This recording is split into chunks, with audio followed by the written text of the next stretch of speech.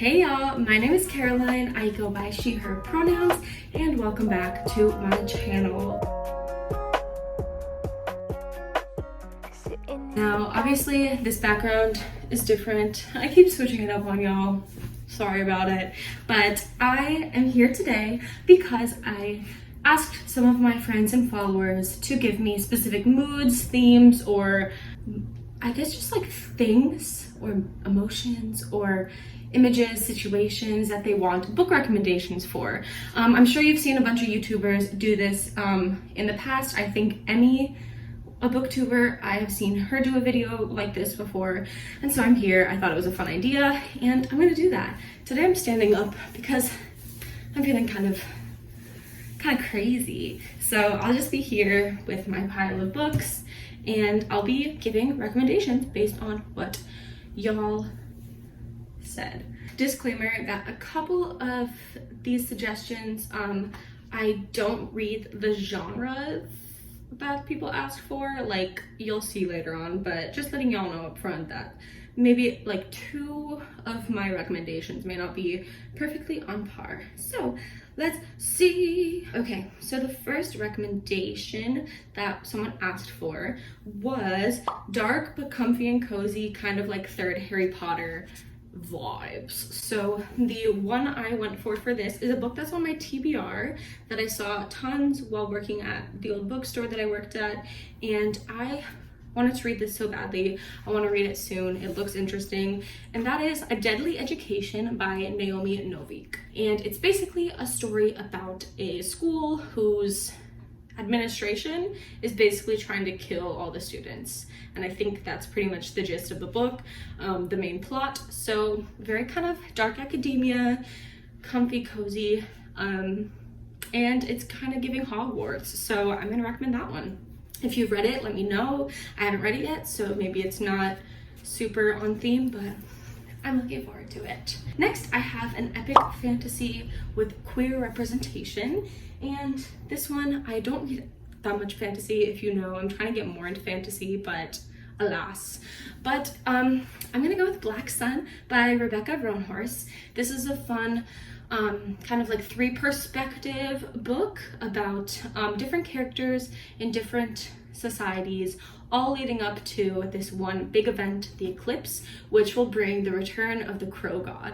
And there's a bunch of different characters that are all pretty likable, that are all rooting for different things, so the dynamics at play are very interesting. There's some queer, non-binary representation in there, and I like to see it. Not super romance glittered, which is all right with me. I'm not like a huge romance reader, but very fun. Next, I'm gonna see Queer Adventure for Finding Oneself.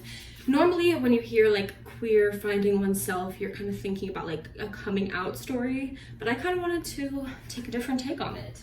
This one is Less by Andrew Sean Greer, and this is a book about a man who's turning 50. He's kind of like a writer who hasn't been doing too hot in his career. Everyone in his life kind of talks shit about him behind his back. He's kind of a goofy dude, and basically he just released a new book and is trying to release another one, I believe. I read it a long time ago. And he just got out of a long relationship, and suddenly his ex is getting married. And of course, this is disheartening. This is sad for him. And when he gets the wedding invitation, he's like, well, shit, I can't show up. That would be so humiliating for me.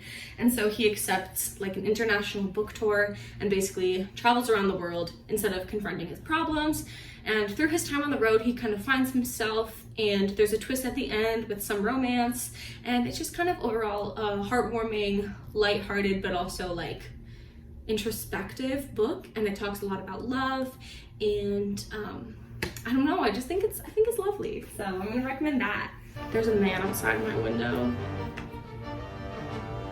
The best thing about living on the first floor, especially at the front of the building on the first floor, is that everyone can see you all the time. And you see everyone, all the cop cars, all the Ubers, the fighting at the hotel across the way, everyone fighting on the street all the time. It's so fun, especially when it wakes you up. Okay, next I have I Want to Cry, but also something maybe music related. And I would recommend H Mart, but this friend has already read Crime in H Mart by Michelle Zauner. If you haven't, I'm gonna recommend that. But also another music memoir that I read was, let's see, where is she? Just Kids by Patti Smith. I don't stand Patti Smith. I found out after I read this book some really frustrating and disheartening and disgusting things about her and her career. But that said, this fits the theme, this fits the docket pretty well for that recommendation, so I will suggest it with an asterisk. We do not stand Patti Smith like that, and I am disappointed to learn about her problematicism. Literally the entirety of like rock and roll from the 70s, 60s, etc. is fucked. So, oh my god, this man's gonna look at me. Okay, next one is books to read like at a park, under a tree, on a blanket, etc., etc. And I have to give you a beautiful, beautiful semi-memoir, semi-short story collection, World of Wonder by Amy Nezuko-Matafio. It's a beautiful book. It talks basically about her experience as a woman of color throughout her life, throughout her children's lives, and talking about nature and different specific parts of nature that have been present during those memories. It's beautiful. The illustrations are also gorgeous, and I just love it. Let me find one. There's a little guy, and it's just really heartwarming. It's really visceral. It's very filled with imagery, and I definitely suggest that one. So yay! Next I have, let's see, something that is good for a rainy day but kind of spooky. And I'm gonna give you two kind of gothic, one modern, one less modern, but not in the gothic period, haunted house books, and that would be books I've definitely recommended before, so don't at me. A lot of these are books I've recommended before. But Haunting of Hill House by Shirley Jackson and Mexican Gothic by Silvia Moreno-Garcia. They're both gothic novels about haunted houses. I love that trope. I love it. And both are very different, but very interesting. If you want more on these, I'm pretty sure I talked about them in my Books About Mad Women, my first YouTube booktube video. So I'll link that wherever, which side it goes on. But I stand, I love it. This book, definitely a special interest of mine. I have my cup of stars, Hill House tattoo. So love that. And yes, they're both cozy, not too scary, both kind of rely on like suspense and terror rather than horror. So it kind of keeps you on the edge of your seat. Mexican Gothic gets pretty trippy, honestly. And then Haunting of Hill House kind of deals with some themes of like mental deterioration and gaslighting. So very interesting, love that. Next one is Light Academia Coming of Age. And boy, do I have the book for you. This is The Divines by Ellie Eaton. And this is a book also recommended by, if you're a fan of this channel, you know exactly who this is going to be recommended by. Sunny and Renaissance at the Lavender Menace podcast. This is a coming of age novel. It follows two storylines, both with the same protagonist narrating it. One is her storyline when she's like 30, I believe, like looking back on her childhood and dealing with the trauma still, and the guilt of being like a shitty person. And the other storyline is her when she was younger in the school. And it's a very interesting take on like guilt and like flawed character arcs and conformity, and it's very interesting. I was disappointed by like the queer character in this. I don't know, I thought that the book would be much more queer, but it was not as queer as I wanted it to be. There was a lot of depiction of sex with men, so keep that in mind if you, I don't know, don't like that. But I thought it was really well done. The main character, it's like really interesting exploration. Basically none of the characters are really likable. The end is kind of a slay. It's a nice kind of like revenge subplot, but like you don't realize it until it's like the very end. I don't know, very interesting. Mixed thoughts on this book, but I'll recommend it for the purposes of that ask. I'm gonna have to rearrange my entire bookshelf again after this video because I pulled like 15 books. So yeah, sorry future Caroline. Okay, next one is End of the World Apocalyptic Energy.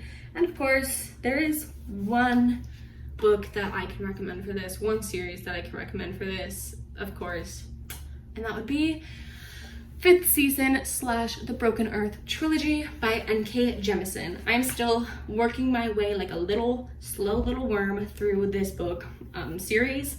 I finished 5th season. I'm on Obelisk Gate, and I love it so very much. It is so well done. It conquers themes of societal inequities and discrimination, and deep, beautiful, fully developed characters, and ancient lore and generational lore, and the impacts that has on a society as it's falling apart. It's beautiful. And also it talks about family and resentment. Oh my god, I literally have chills right now, but I'm obsessed with it. It literally made me want to read more fantasy, and the way it's written is very interesting. There's like first person, I think it's just third person and second person perspectives. It's very, very interesting, and the characters are all fully developed, beautiful. I love it. And there's also my grandma's calling me. There's also a lot of queer characters, and it's very fun. Let me answer this call from my grandma. Okay, I just got off the phone with my grandmother. Big ups, Carol Bueller. By the way, the music you hear at the end of my videos is my grandmother, with her singing group from the 70s. So shout out Carol. Love you, girly. Okay, next one, we have another cozy mystery, but slightly more thrilling. So for this one, I thought kind of like a what am I trying to say? Okay, so for this one, I kind of was thinking like a different route than the gothic haunted house novel for a rainy day. I was thinking more like a cozy, like domestic / simple mystery, murder mystery type thing. So for this one, I'm gonna recommend Finlay Donovan is Killing It by El Cosmiano, which is basically a story about how an ex-housewife struggling to make ends meet kind of accidentally gets wrapped up into the assassination business. So it's very interesting, kind of comedic, kind of fun, kind of silly, but also got that thrilling edge. So I'm gonna definitely recommend that one. It's not too crazy, but it's fun, it's interesting. And then for the other one, this is a book that I didn't really like that much, but I'm gonna recommend it anyway because it's a cozy mystery. It's Agatha Christie-esque, and yeah, it's a really quick read if you're just looking for something that will pass the time and you're just looking for a quick little murder mystery, and it's, yeah, whatever. So that would be In a Dark, Dark Wood by Ruth Ware. I didn't really love this book, as I've made it obvious. I think I gave it like a 2-star on Goodreads, but it's kind of giving like Wattpad writing style, and also like, I know it's Ruth Ware's first novel, but yeah, it was just kind of but it's accessible if you're looking for a quick read, and yeah, I'm gonna suggest that one. You could probably read it in a day, so slay. Next, we have required reading for the revolution. I love this question. So if you are a socialist, communist, or a Marxist feminist and you want to learn more about what those ideologies mean, the foundational texts that you should read, at the very least, are Women, Race, and Class by Angela Y. Davis. This is a beautiful collection. Each chapter basically talks about like a different element. It's written pretty accessibly, and it's really great socialist feminist reading, and I definitely suggest it, so yay. And then the other two are of course by the men, State and Revolution by Vladimir Lenin, and The Communist Manifesto by Marx and Engels, and that just really helps conceptualize the ideologies, the theory of communism, and I recommend you read those. They're free to find on Marxist.org, so yeah, and I'm sure you could find like an audiobook for free on YouTube as well, and they're both pretty short little pamphlet type things, so check it out if you're interested. Next, I have a cute little lesbian moment, and of course I have to recommend Last Night at the Telegraph Club by Melinda Lowe. I talked about this in my February wrap-up video. check it out. And it's a cute little coming of age story set in the 1950s during the McCarthyism era, and it's about a girl, Lily, who realizes that she's a lesbian and then gets wrapped up in this nightclub thing, and she deals with like guilt and kind of like internalized homophobia and anxiety, especially when it comes to her family. Her like political identity is even thrown in there, and it's very emotionally compelling, I would say, and it's cute. It's got a little romance in there, and I really liked it. And it's a YA novel. It's kind of a thickie if you're like, I don't know, nervous about thickie books, but I got through it really fast. It went by really fast, especially because it's written accessibly, because it's a YA book. So I like it. Yay! Let's go, lesbians! These next couple are all by the same person. Hey, and I had a hard time kind of like finding the right recommendations for these because I don't read too many things on the topic. So the first one is Enemies to Lovers, and I'm gonna say a book that like for my men loving people out there, I can't believe I'm about to suggest this because I don't like straight romance, but I don't like to consume that.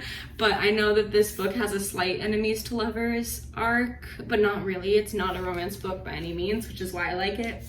But Things in Jars by Just Kid, it's like a lore-based mystery kind of fantasy Dickens-esque type of thing, written about a disappearance of a child who has special abilities, and it's very interesting. But there's a subplot of like this ghost who follows the main character around, and then they kind of fall in love, but they don't like each other at first really. Like, she's really bothered by him. So for the purposes of this recommendation, I'm gonna recommend this, even though it's not my favorite trope. I don't really read stuff like that, let alone straight plots. So here you go. Next we have cults. Again, I consume most of my culty based things on YouTube. I watch a lot of Fundy Fridays. I also listen to a bunch of podcasts. Shout out Spencer Henry at Cult Leader. But for the purposes of this, I'm gonna mention a book I read. Part of like a psychology project, I had to do a personality analysis on someone of my choice, and I chose Anne Hamilton Byrne of The Family Cult in Australia. So The Family, it's by Chris Johnston with, I believe, someone else, and it's basically just like a collection of what happened, the upbringing of Anne Hamilton Byrne, the way she got into like psychedelic drugs and how she used those to indoctrinate people, and basically how she got a hold of all these people. Definitely trigger warning, content warning for child abuse. It's really heartbreaking what she and her followers did to these children, and it's a great thing that the children got out of the situation, but it's heartbreaking, of course. But if you're looking for a quick read about cults, it's not like, it's kind of just like a collection of like journalistic writings, and it's not like, you know, the best book, but I'm gonna recommend it because it's about a cult. Next, quirky / favorite main characters. So for this one, Convenience Store Woman by Murata. It's a beautiful novel. It's really, I'm still reading it right now, but it's a novel about a woman who, after 19 years, works in a convenience store, and she basically learns everything about how to act as a human from her coworkers, and she feels super at home at the job, and it kind of talks about her life, her relationship with the store, and yeah, that's all I have read about it so far. I'm only on like the 50th page, but she's a very quirky main character, and it's very interesting, and the way the book is written I really like. I love the narration. I don't know, I just really like the writing style too, so I'm gonna recommend that one. Y'all, I have since finished the book, and I really liked it. I related a lot with the main character in some ways, and yes, so slay. Also, one of my faves, My Heart is a Chainsaw by Stephen Graham Jones. If you know me, you know I stand. So I really like that book. Jade, the main character, we all either knew someone who was Jade or we were Jade in high school, and I love her, and she's very quirky, so I definitely recommend that queen. The next one is another one that kind of stumped me, yaaay-esque books, and I have a secret, guys. I have not read any yaaay because mostly I don't really care for male angst, and I have not gotten around to it, but I am gonna read Junji Ito's yaaay No Longer Human adaptation, so maybe that counts. So on that note, I'll recommend some Junji Ito. I'm gonna recommend, let's see, which one? I'm gonna recommend Venus in the Blind Spot. I have the book again, but it's over there. I'm gonna recommend Venus in the Blind Spot because it has some, I don't know, spooky, magical realism, existential, mental illness themes, and I love that short story collection of Ito's, and I have never read any yaaay, so that's my best guess. Sorry guys, I never said I was perfect. Books you cannot stand because of the author / your book unpopular opinions. I feel like I have to sit down for this one, guys. Some of y'all about to be real mad, but it must be said. Basically, this one was a no-brainer for me. I have 3, and the first one, unfortunately, it was a book that I loved. I sobbed at the end of it. I loved it so much. And then I found out what type of person Patricia Highsmith is, and now I can no longer stand. Price of Salt, Patricia Highsmith. May she rest in peace. Patricia Highsmith, why were you like that? Why did you have to be that type of person? Okay. Other authors / books that I cannot support because I don't like it. Murakami's works, Norwegian Wood specifically, was the first and only Murakami I've read, and I just thought it was super misogynistic. Again, it was dealing with that male angst. It was giving like kind of Catcher in the Rye energy, and I just I was not really there for it. I found myself kind of wistful and nostalgic for Murakami's Tokyo, but other than that, like, I just like failed to see like why the female characters were written as such, like why, and I just kind of hated that. I hated that, especially like the one queer character being pedophilic. I was like, why? So what the fuck was that about? Other than that, I have The Bell Jar by Sylvia Plath. Fuck that book. Like, everyone's like, it's a feminist masterpiece. I'm like, it's racist, and it's very obvious to see that. There's no castigation of the character's racism, partially probably because Sylvia Plath herself was racist, and it's just really bad. And I stopped reading it after I read the racist passages, and I was like, I can't finish this book. So I donated it, and I can't. So sorry, I won't read it. Sorry guys. I think this is the last one. If I missed your recommendation, I'm sorry. Illy. Maybe I'll do another video, but this is the last one I have for now.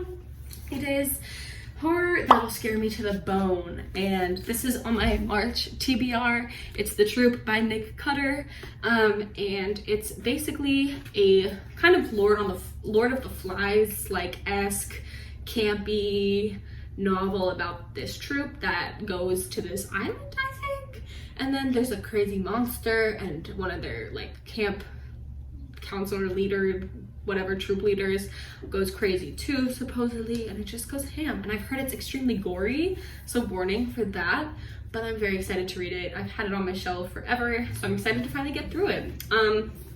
So I'm gonna recommend that hoe. All right, y'all, so that was pretty much every recommendation ask I had. Now I have to go rearrange my entire bookshelf because I pulled out like 15 books, so fuck that.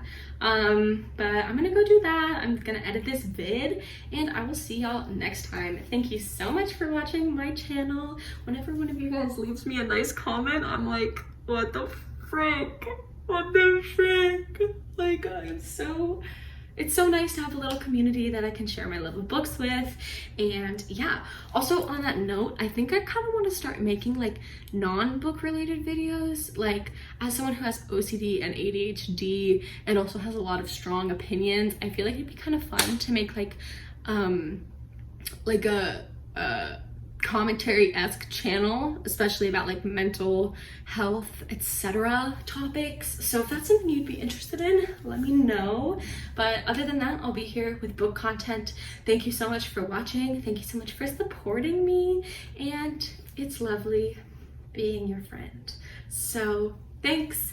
Have a great day, and let me know if you read any of these books. Let me know if you want to read any of these books. Let me know if you hated any of these books, and let me know if you agree with my unpopular book opinions. So thanks so much. I will see you guys next time, and peace and love.